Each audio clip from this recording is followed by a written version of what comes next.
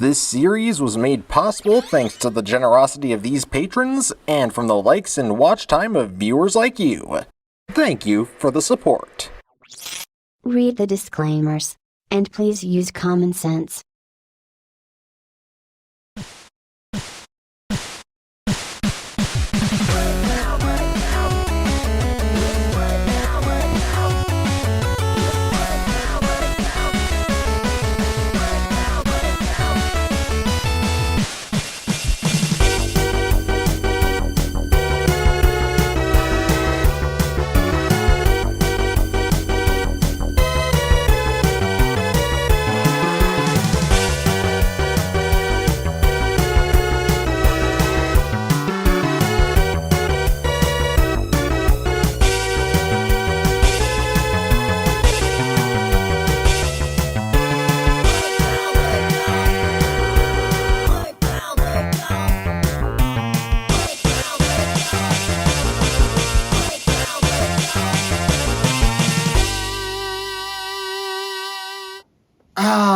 January. A time for new beginnings, a time to let go, and a time to look forward to our hopes and dreams. Or isn't. Salutations, denizens of the internet! I'm Firebite27, and let us commence our analysis of the top 10 worst Transformers of 2021. Now then, before we get started, there are a few rules to cover. Number 1. If I don't have the toy to shoot footage with it, or I haven't already shot footage with it, it can't end up on the list. Rule number 2, if I got it before or after 2021, it is ineligible. This is not just figures that came out in 2021. And rule number 3, I don't have a strict order for anything except for my final 3 choices. Honestly, I feel like every other choice could swap positions on the drop of a dime. Now, let's get to it.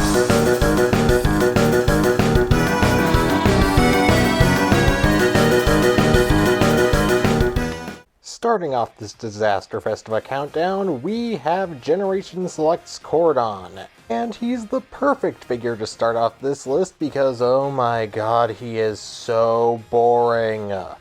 Now, Cordon here is primarily white, which is a very bright color. And the problem with very bright colors is that you need a lot of breakup.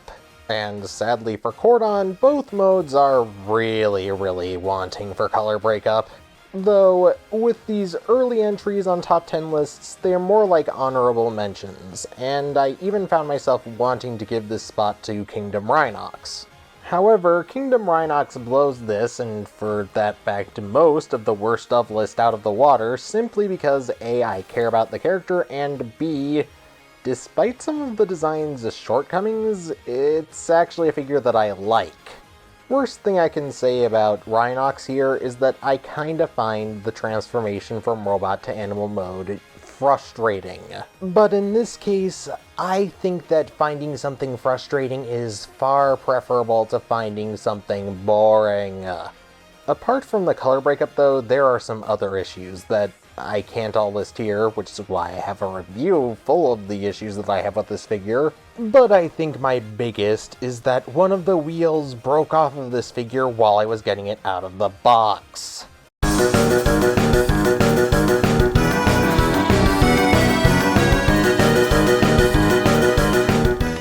Honestly, this is another figure that I feel conflicted about including, mostly because, at least when it was originally released, it wasn't terrible. As a matter of fact, I nearly gave this spot to a different Mirage, Classics Mirage. But the reason I went with RID 2001 Mirage GT over Classics Mirage is pretty simple. Classics Mirage has way more redeeming qualities. Not to mention, my copy of Classics Mirage got buggered with some pretty nasty QC issues. Like, the front is dangerously close to snapping off, and it doesn't really clip in correctly, but I've seen other copies of this figures, in person, that do clip in. Not to mention, it has better longevity than Mirage GT, since over half of its torso isn't made of clear plastic.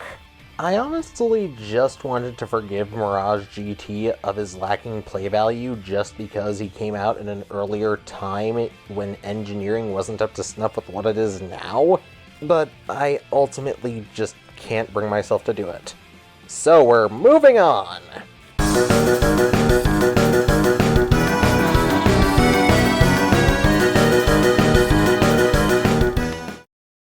Now in vehicle mode, Universe 2008 Blight may not seem like he is deserving of a spot on this list. But then when we change him into robot mode, he looks downright hysterical. Okay, I know that's not much justification, but it's my freaking list. What do you want? Actually, I owe you guys a bit more. Well, I guess I always wanted to know what snot looks like under a black light.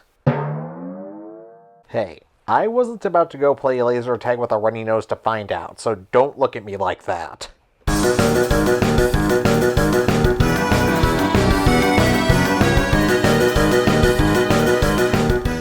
This is where rule number 1 comes into effect, because I no longer have Studio Series 86 Kup. I sold him off to Quake Collectibles in Chicago. He's no longer in my collection. However, since I made an official review of him before I sold him off, I have the footage necessary in order to add him onto this list. His dismemberment gimmick ends up being a bigger hindrance than I initially thought, and even though I liked the head sculpt because it had light piping, I can't forgive the fact that it was hideous. Not to mention, the transformation was parts clashy, which ultimately became its downfall. And even though I know it's kind of a fool's dream, I'm hoping that the Cyberverse Deluxe line gives us a few more figures, including a Kup, Swoop, and Shadow Striker.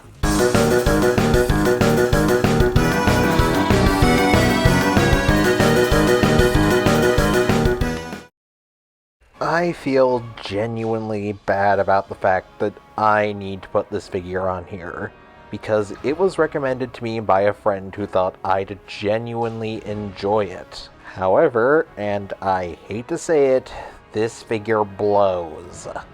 The transformation from robot to vehicle mode is a nightmare, mostly because of shitty plastic tolerances. The ab crunch there is so minuscule that it might as well not exist.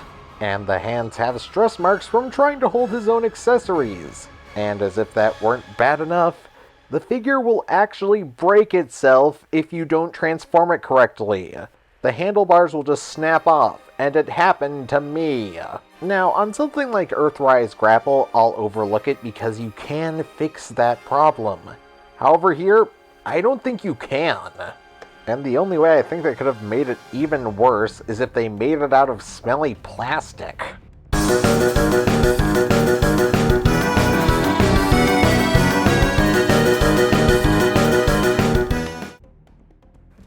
Chopster, you could have been so much more if it wasn't for your translucent plastic.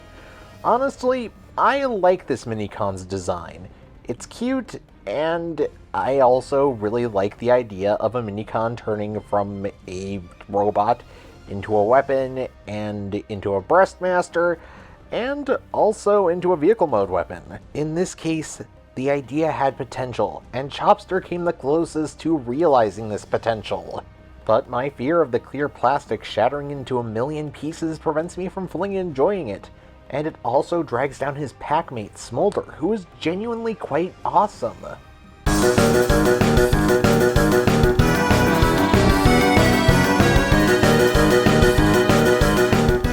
When I first saw Thew's episode on the 2007 extra characters that were released for the toy line, I genuinely was quite interested in checking some of them out.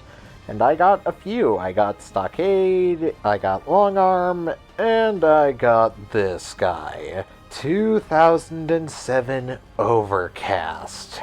Now, I'll be totally honest, I love this design. It's kinda cool in a cheesy, old-fashioned 50s sci-fi kinda way. But while I might enjoy a nice, tacky robot mode, unfortunately what I don't enjoy is loose ball joints, and more specifically, those in the shoulders, because those are really fond of popping out.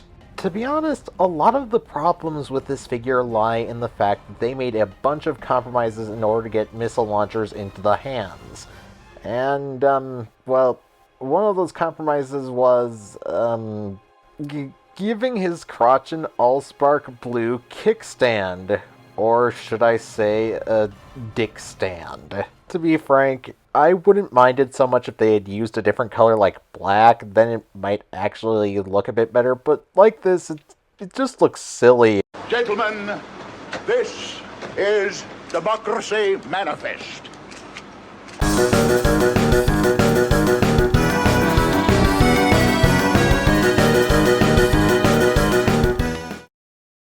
Honestly, I'm not trying to shock anyone with this entry. You all saw it coming. This figure has become notorious in the Transformers collecting scene. This thing should really be at number 1. It is notorious. It's barely even a Transformer. Okay, you know what? You've seen my review, probably. You know how bad it is and what I thought of it. However, the reason it's no longer my contender for number 1 is a simple fact. I've grown fond of it. Now, keep in mind that even though I've warmed up to it, that doesn't mean it escaped it being in one of the concrete spots, being the top 3 and all. I just see all of this hatred and vitriol being cast at this figure, and I just wonder, is it really worth all of that? Like, yeah, it legitimately failed at being a good Transformer, but as an action figure in robot mode, it actually does an alright job. Besides, pardon me for saying this, but I feel as though picking this figure would have been too obvious as a number 1 until even a number 2 pick. Now, I can't say that I've forgiven this figure for what it is, but I can at least say that I have accepted it for what it is. It's flawed, it's really barely even a Transformer, but I'm starting to like it. Which I know is insane considering how I ended my review, but it is genuinely how I feel. Besides, I've already had my fun roasting her.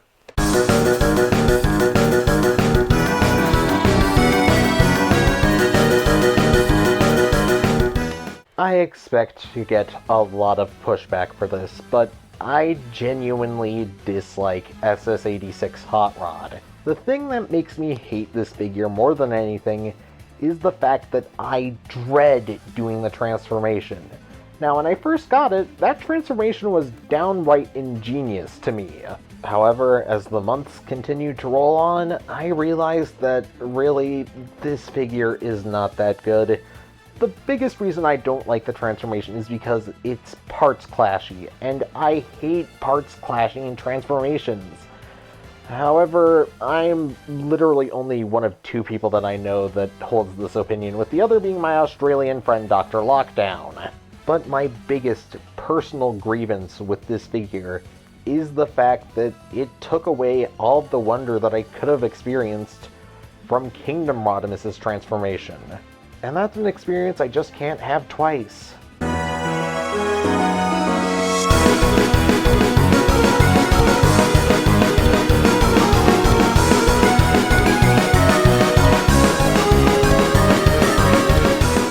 Beast Wars Optimus Minor. I can't bring myself to hate this thing for some reason. Animated Elite Guard Bumblebee. Falls to pieces really easily.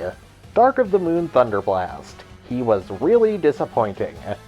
Generations Orion Pax. Has a really nicely articulated robot mode, but oh god, the transformation is headache-inducing.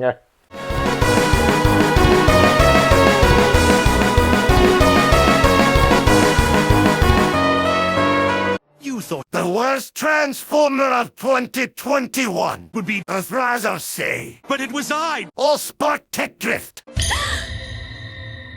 Yeah, when Hasbro sent me this as a replacement for Generation Selects Exhaust at the beginning of the year, I knew it had to be number 1 on this list. Regardless of whatever figure I ended up getting after it, it had to be here. In fact, it's so bad that I haven't even opened the box yet. I have been waiting this long to open it live for you so I can prove how terrible it is. So, Hasbro, I have a question. Is this really worth $20? I feel almost insulted. Just look at it. It's basically unpainted. And for Christ's sake, why'd you even sign on for this design for Drift? The yellow face in general is... Well, I'm not sure I should speak on the behalf of minorities, but this is offensive.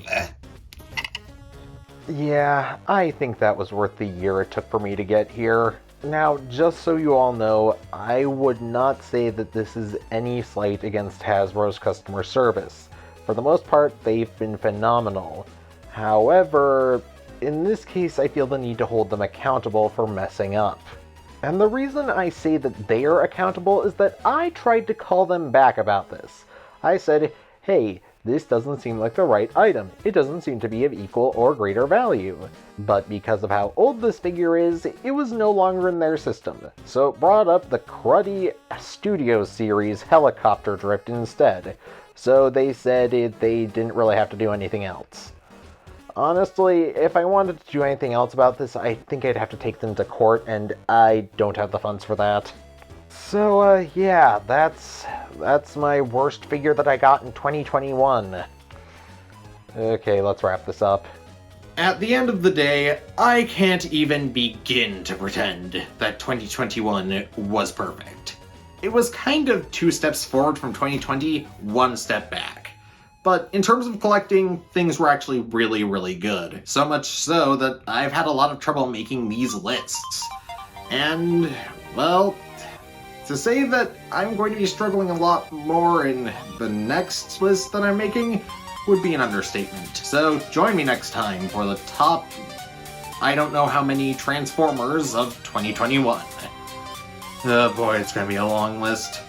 And while I've got your attention, please remember to like this video, share it with your friends, comment down below, subscribe, and if you want to support this channel financially, go down to the description and you'll find links to my Ko-fi page, my Patreon, and my Teespring page. And with that being said, this is Firebite27 over and out, and I'll see you next time. I know it's my ADHD, cause I can't stop moving my feet. And I feel like popping and locking, rolling and rocking, shaking and shocking.